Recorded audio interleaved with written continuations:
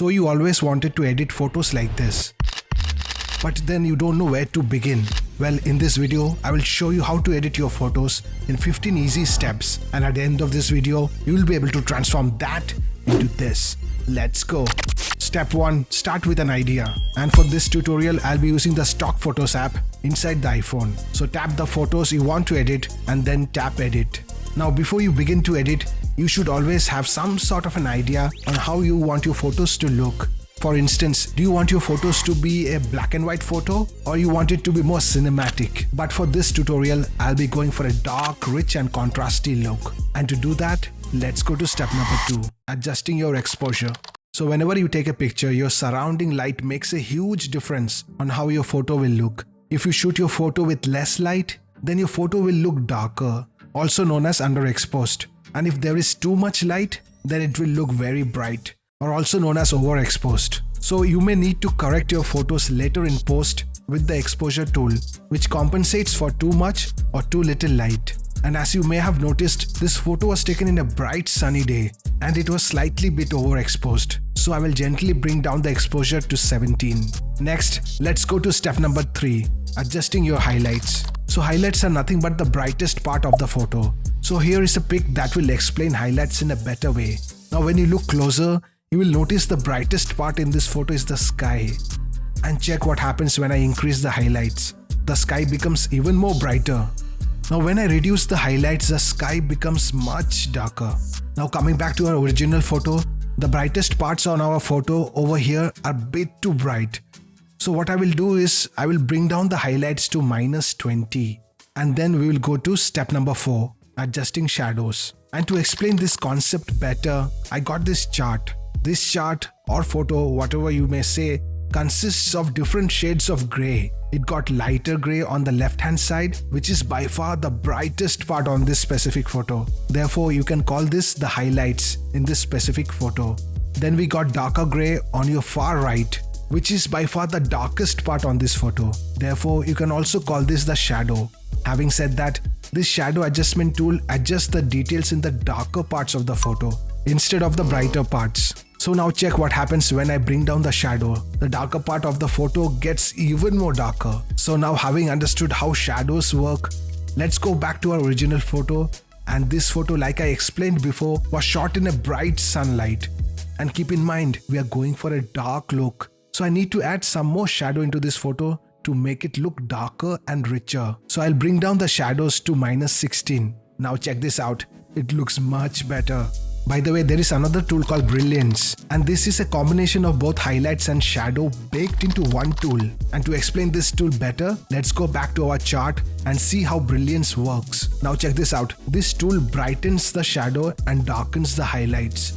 And if you reduce the brilliance, it does the opposite. It darkens the shadow and brightens the highlight. But for this specific photo, remember, we are going for a dark, rich look. So I want the shadows to be darker, and to do that, I'll reduce the brilliance to -50. On the side note, whenever you adjust brilliance, your highlights and shadows will change. So always adjust your brilliance first and then go and correct your highlights and shadows accordingly to compensate. By the way, if you're getting some value out of this video, then please do smash the like button. Step number 5, adjusting contrast. So the amount of contrast in this photo refers to the difference between its lightest and the darkest areas. Increasing contrast makes the lighter areas lighter and darker areas even more darker. As a result, it will make the details in this photo more clearer. Decreasing contrast reduces the overall difference between lightest and darkest areas, giving you a more vintage or subdued look. And coming back to our photo, once again, since I want this photo to look more darker, richer and contrasty, I will slightly bump the contrast to 10. By the way, these numbers are just numbers. There is no hard and fast rule that you should increase it to 10 or 20. Nothing like that. Trust your eyes and tweak it till it looks good. Next, step number 6, brightness. This control uniformly changes all the colors from extremely light to extremely dark. You can use it to make the overall picture more lighter or darker. And for this photo, I will again reduce the brightness to -13 since I'm going for this darker look. By the way, you might be asking then, what's the difference between exposure and brightness? Well, exposure has a more heavier bias to highlights, which means exposure will affect highlights more when you brighten or darken an image. While brightness has no bias at all and it affects all tones equally. Then comes step number 7, the black point. It controls the darkest and most dense black area on your photograph. Again, since we are going for a dark look, I'll be increasing the black point to 35, and this tool is very important for black and white photography. Next, step number 8, saturation. This tool changes the intensity of all the colors equally. Since we are going for a dark, rich and contrast look, I'll bump up the saturation to 5. By the way, use it sparingly. Excessive saturation will make your photos look yucky, especially on portraits or group photos. It adds an unnatural red hue to the subject's skin. So if you want to add more saturation in portraits or in group photos, use Vibrance at step number 9. So Vibrance is often referred to as smart saturation because it intensifies colors, but it does so more selectively, whereas saturation changes intensity of all the colors equally.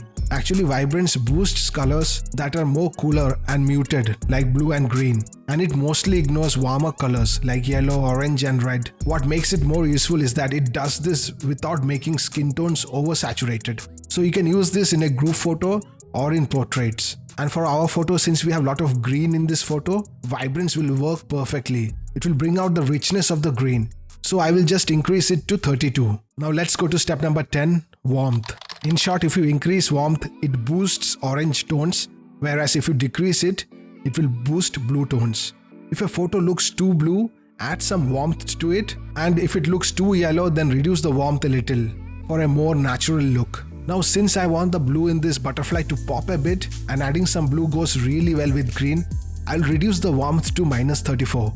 Now the image looks so cooler, no pun intended. Next at number 11, tint. This control makes your photo more green if you slide to the left, and it makes it more purple or magenta when you slide it to the right. This is an advanced tool for fixing white balance, but for this photo we want some green in our image.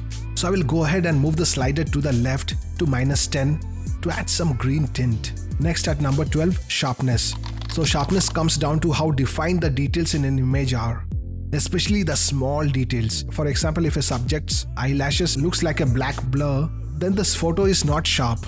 If on the other hand, you can pick out each one of those eyelashes, then you should consider the image as sharp. By the way, this image looks pretty sharp to me, but I'll just add a bit of sharpness. And how this sharpness adjustment works is by cancelling the effect of smoothing or blurring. But you should be careful not to over sharpen, because when you do so, you'll be adding noise. So at number 13, noise. So when it comes to digital photography, the term noise means artifacts or blotchy or discolored spots.